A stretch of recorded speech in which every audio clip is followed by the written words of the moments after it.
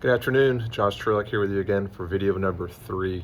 I'm taking an alternative approach on this assignment. I kind of discussed in class, I think you can learn the most about leadership from leaders that fail versus leaders that succeed. So I'm going to talk about a personal experience of a leader that I observed and kind of the attributes or characteristics that I saw in her that I think led to her not being a successful leader. Ultimately, observing this person was of benefit to me because I kind of saw what not to do. It also kind of inspired me to stay in the Army, coincidentally.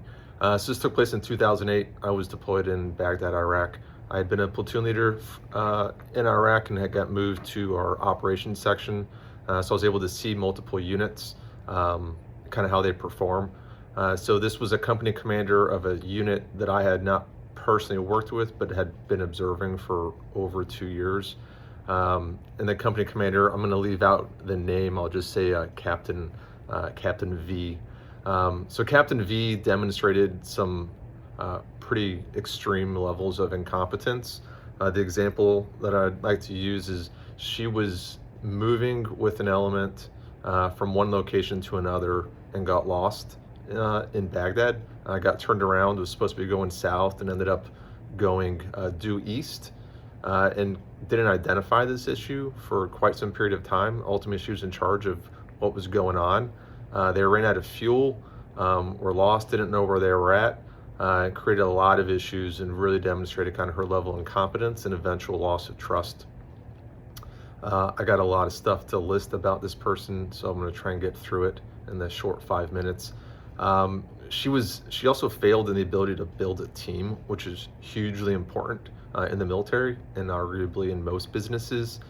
She demonstrated extreme favoritism towards female soldiers and those within her inner circle, and created this this environment of kind of fear and nepotism within the organization. If you weren't one of her people, then you weren't going to kind of get targeted. She tended to promote and highlight those that she favored personally versus professionally. And it really eroded some significant trust across her organization. This is a wild story, but I think the biggest instance of loss of trust was in her inability to take responsibility for things when they went poorly. So one of the missions that she had was helping equip Iraqi police. This included the weapons, and they lost some weapons, some Glock handguns, and rather than account for it, they tried to cover it up by burying pieces in the ground, which eventually got found and launched this big investigation into what these weapons were and why they were lost.